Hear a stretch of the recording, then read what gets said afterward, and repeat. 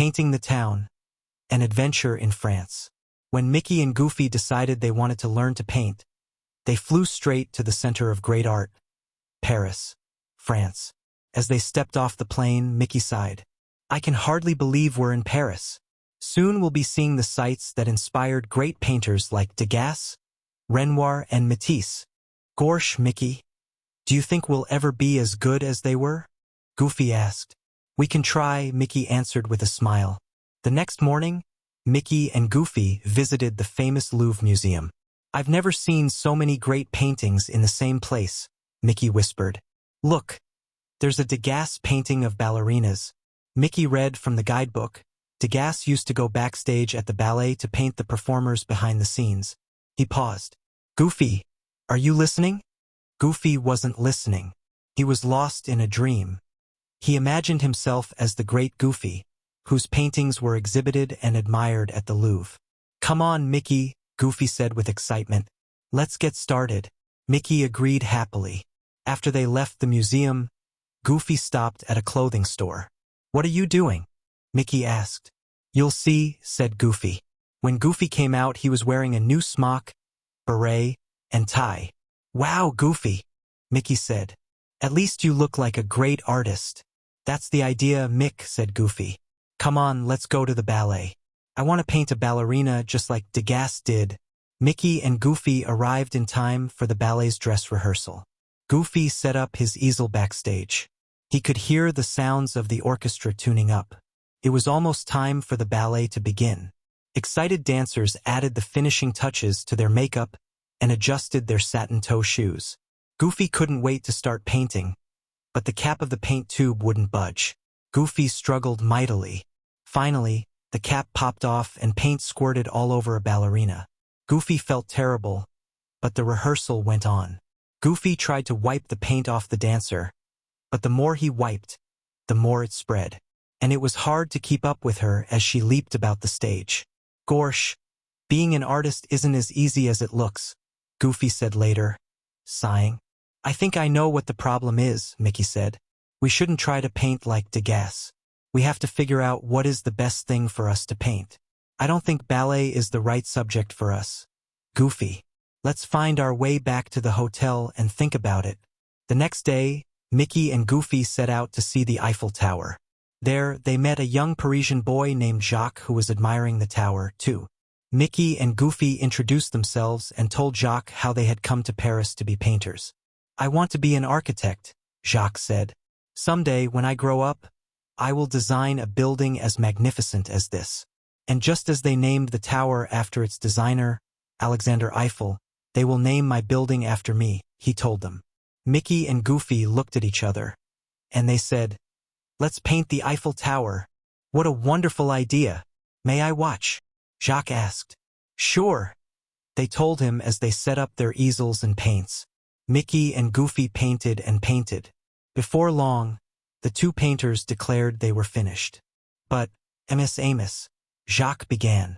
As soon as Mickey and Goofy held up their paintings, the problem became clear to them, too. Neither Mickey nor Goofy had been able to fit the entire tower onto one canvas. What will we paint now? Goofy asked. Jacques suggested painting the flowers at the Luxembourg Gardens and told Mickey and Goofy how to get there. It was nice to meet you, Mickey said. Would you like to get together in a few days to see our paintings? The new friends arranged to meet later that week at the Café Rouge. At the Luxembourg Gardens, Mickey and Goofy met a little girl named Simone. She loved to sit among the flowers in the park and read and meet new friends. These gardens are perfect, Goofy sighed. Mickey agreed. The two set up their easels beside Simone so they could talk to her while they painted. Goofy was so busy painting and talking that he didn't see a bee land on his canvas. Unfortunately, the bee noticed when Goofy painted him pink. The angry bee chased Goofy all around the gardens. I don't think this is the right place for us to paint, either, said Mickey. I hope your paintings turn out well, said Simone. Would you like to see for yourself? Asked Mickey. We're meeting a friend later this week at the Café Rouge. Would you like to join us? Simone agreed happily. As Mickey and Goofy left the gardens, Goofy realized he was very hungry. Gosh, Mickey, is this what they mean by a starving artist? he asked. Mickey laughed and pointed to a restaurant. We could stop in there for a bite to eat, he replied. But as Mickey and Goofy approached the restaurant, they noticed the restaurant owner pointing to the sign showing that the restaurant was closed. The man opened the door. We're closed now, he told them, but I see you are artists. Come in. The man introduced himself as Francois, the chef and owner of Chez Francois. The art of cooking is not my only talent, he said proudly. I am just beginning a still life painting. Mickey and Francois were soon deep in a discussion about the best angle from which to paint the carefully arranged plate of food. Goofy, however, was busy studying the food. Suddenly Mickey looked from the near-empty plate of food to Goofy's bulging cheeks. Mickey apologized to Francois, who assured him that he could arrange another plate. Thanks very much, said Mickey, but we'd like to make it up to you. Would you care to join us later this week at the Café Rouge? I would be delighted, said Francois. Then Mickey and Goofy decided it was time to go to one of the cafes in the Latin Quarter. The cafe was crowded, so they shared a table with Michel, a young university student who was also very interested in painting. As Goofy munched a crusty ham and cheese sandwich and an éclair, Michel told them, France's greatest artists, writers, and thinkers have always met to discuss their work at places like this one. This cafe is what Paris is all about, Mickey declared. We'll paint here. Goofy looked around the crowded cafe and daydreamed how one day people would say, this is where the great Goofy got his start. He was so busy dreaming that he didn't notice what he was doing. Instead of dipping his paintbrush in his paints, he dipped it in someone's soup. When Mickey realized what had happened, he hastily apologized to the angry customer.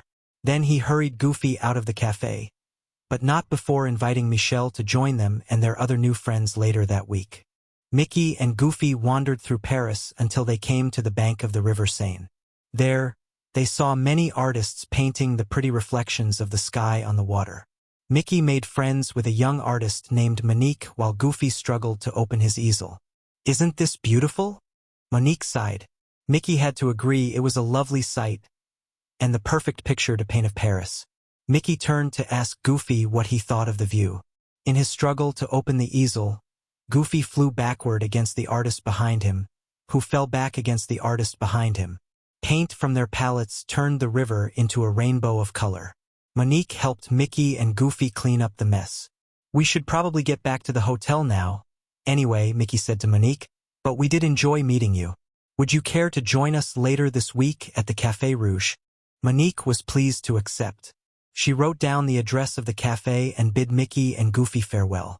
Refusing to be discouraged, the two friends started out the next day, sure that they would find something special to paint. As they wandered along the busy Paris streets, they came to the Arc de Triomphe. The guidebook says this arch is located in the heart of Paris. It is called the Arch of the Star because 12 avenues lead out from the center like the rays of a star, Mickey told Goofy. The heart of Paris was all Goofy heard. Let's paint the arch, he said. He hurried to set up his easel. Cars everywhere began to honk their horns loudly. Goofy, I don't think this is the time or the place to paint, Mickey said, leading Goofy out of the busy street. I don't think we're ever going to find that special something to paint, Goofy admitted. We don't really know Paris the way all the friends we've made do. I've got it, cried Mickey. I know just what to paint.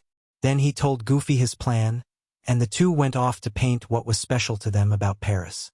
On the last day of their stay, Mickey and Goofy excitedly awaited the arrival of their friends. They couldn't wait to show them their painting. As the last guest arrived at the Café Rouge, Goofy unveiled the painting. The friends applauded when they saw what Mickey and Goofy had painted. It was a portrait of all of them, and it was wonderful. What we finally figured out, Mickey explained, is that it's best to paint something special. And all of you are what has made France so special to us. There are many different customs and places that make each country special. Do you remember some of the things below from the story? The Concorde is one of the fastest airplanes in the world. It can fly from Paris to New York City in 3 hours and 45 minutes. A regular flight takes at least 8 hours. The Eiffel Tower is the most famous structure in Paris. It was designed by Alexander Gustave Eiffel, who built the framework for the Statue of Liberty that stands in the harbor of New York City. Mickey and Goofy used the metro subway trains to travel around Paris. When they arrived at the Louvre Museum station, there were so many statues and paintings on display that Goofy thought they were already in the museum. The Louvre Museum is one of the most famous museums in the world. It contains many great paintings and sculptures.